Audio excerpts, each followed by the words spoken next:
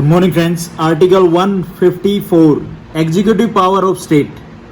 सबसे पहले theory part में देख लेते हैं क्या क्या है। तो the executive power of the state shall be vested in the governor and shall be exercised by him either directly or through officer subordinate to him in accordance with this constitution. मतलब क्या है इस line का? राज्य की कार्यपालिका की सारी जो शक्तियां एग्जीक्यूटिव पावर हैं वो किस में निहित होंगी? गवर्नर में। पावर गवर्नर के पास है, या तो वो खुद को एक्सरसाइज कर सकता है या उसके द्वारा कोई भी नियुक्त सबऑर्डिनेट ऑफिसर है वो इन पावर्स को यूज कर सकता है। और क्या बात बोली गई इसमें? Nothing in this article shall be deemed to transfer to the governor any functions conferred by any existing law or any other authority. उसके बाद prevent parliament or legislature of the state from conferring by law functions on any authority subordinate to the governor. बिल्कुल बात सही है। अब हम ना, ये तो होगी थ्योरी वाली बात। अब हम इसके जो सिंपल लैंग्वेज में जो पावर है ना, एग्जीक्यूटिव पावर, वो जानेंगे गवर्नर साहब की। जो पावर एंड फंक्शन है गवर्नर साहब के वो क्या क्या है? एग्जीक्यूटिव पावर है, ये आर्टिकल 154 डील करता है उससे।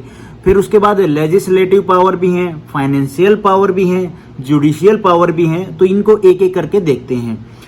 उसके बाद he has no diplomatic and military or emergency power like the president. President की तरह जैसे प्रेसिडेंट साहब इमरजेंसी घोषित कर देते हैं तो गवर्नर है वो काम नहीं कर सकता है, या डिप्लोमेटिक पावर नहीं है गवर्नर के पास जैसे प्रेसिडेंट साहब के पास है। जब भी किसी स्टेट में इमरजेंसी के हालात होते हैं ना तो गवर्नर रिपोर्ट करता है किसको? ऊपर सेंट्रल गवर्नमेंट को। और सेंट्रल गवर्नमेंट फिर वहां पे अपना डिसीजन लेके अपने हिसाब से कि स्टेट में इमरजेंसी की जरूरत है या नहीं है, आर्मी बुलाने की जरूरत है या नहीं है, तो वो डिसाइड करते हैं। गवर्नर के हाथ में सिर्फ रिपोर्ट करना होता है, काइंड ऑफ एक एजेंट होता है किसका? Central government. उसके बाद एग्जीक्यूटिव पावर देखते हैं एक एक करके।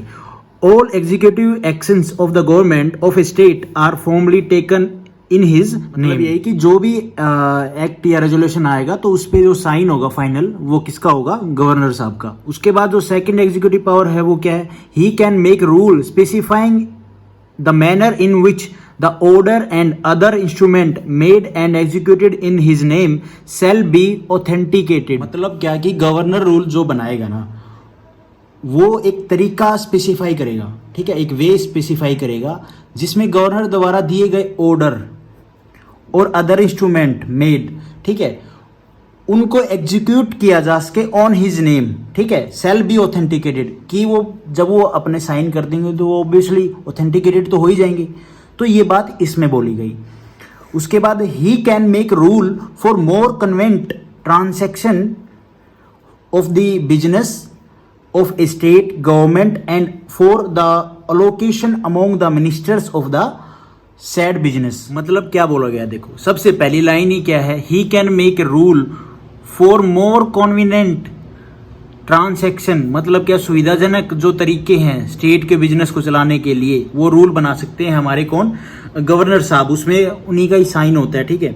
उसके बाद जो भी स्टेट गवर्नमेंट का काम कैसे चलेगा उसके लिए नियम कानून बनाना और कॉन्वीनियंट तरीके से कैसे चलेगा, कैसे काम को मिनिस्टर के बीच में डिवाइड किया जाएगा, अलोकेशन अमोंग द मिनिस्टर, वो सब गवर्नर साहब देखेंगे, ठीक है।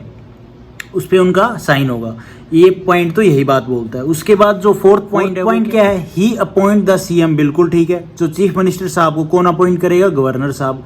और अदर मिनिस्टर, ये लाइन भी आ गई इंपॉर्टेंट, जो और मिनिस्टर्स होंगे ना उनको भी कौन अपॉइंट करेगा? गवर्नर साहब। They also hold office during his pleasure. बिल्कुल ठीक है।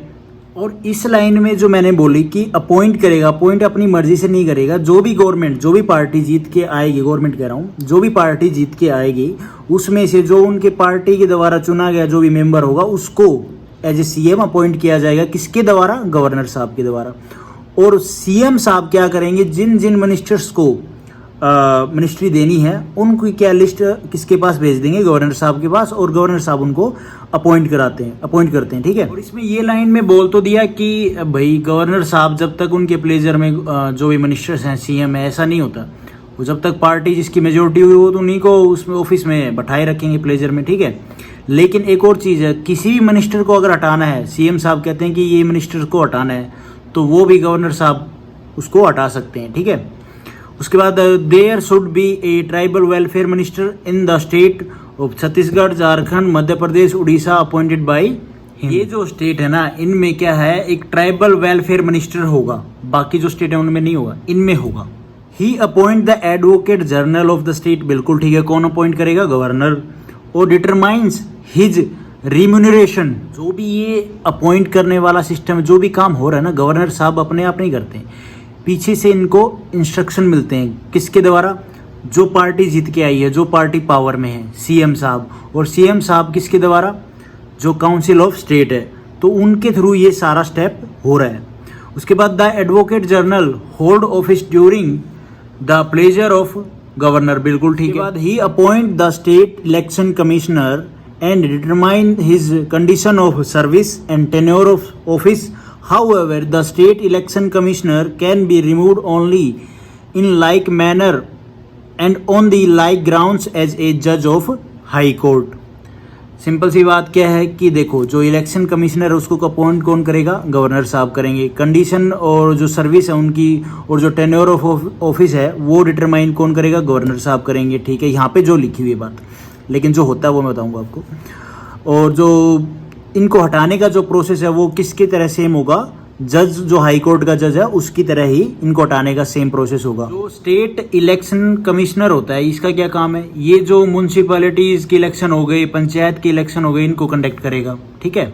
और जो इलेक्शन कमिश्नर ऑफ इंडिया है वो किसके इलेक्शन करवाता है, तो हमारे स्टेट लेजिस्लेटिव के। ये दोनों पॉइंट याद रखना भाई। इस पॉइंट में क्या बोला गया है, he appoints the chairman and member of the state public service commission. ठीक है, कौन, गवर्नर साहब इनको अपॉइंट करेंगे, जो चेयरमैन है और मेंबर है उसके स्टेट पब्लिक सर्विस कमीशन के, उनको अपॉइंट कौन करेंगे, गवर्नर।